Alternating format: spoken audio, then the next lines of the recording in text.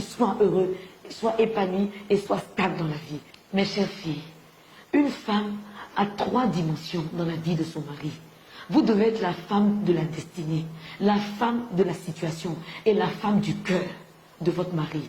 La femme de la destinée, c'est celle qui prie pour lui, c'est celle qui l'observe, qui regarde ses qualités, ses défauts, et qui a la sagesse de ne jamais lui parler de ses défauts, mais de présenter les défauts à Dieu, pour que Dieu les change en qualité. Et c'est celle qui admire les qualités de son mari, c'est celle qui encense son mari tous les jours, pour dire: mon mari, tu es le meilleur. Si je ne t'avais pas rencontré, mais jamais je n'aurais connu la définition du bonheur.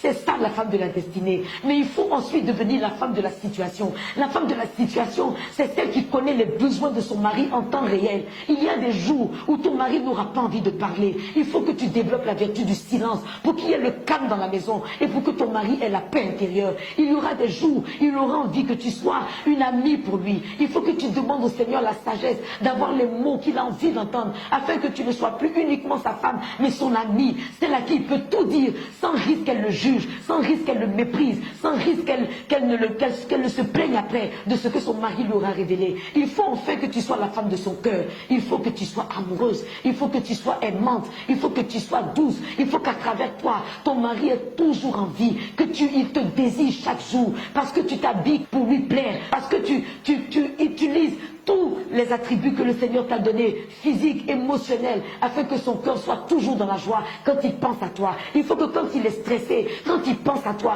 il ait envie de courir et rentrer à la maison, parce qu'il a 3 femmes. Il a sa mère, qui est la femme spirituelle qui prie pour lui. Il a son amie, qui est la femme de la situation, qui peut l'écouter, qui peut l'aider à décompresser du stress de la journée, parce qu'elle ne va pas le juger après avoir entendu qu'il a fait des erreurs, qu'il n'a pas été forcément à la hauteur dans chaque situation. Et il faut qu'enfin il ait son amante, celle qui va savoir l'aimer, celle qui va savoir être attentionnée, celle qui va savoir lui dire des mots doux, qui vont lui donner le sentiment qu'il est le meilleur homme de la terre. Sois cette femme pour ton mari et il te comblera de bonheur. Mon très cher fils, mets un point d'honneur à connaître ta femme. Aie la révélation de la mission qu'elle a dans ta vie et de l'équipement que Dieu a dû lui donner afin qu'elle réussisse cette mission.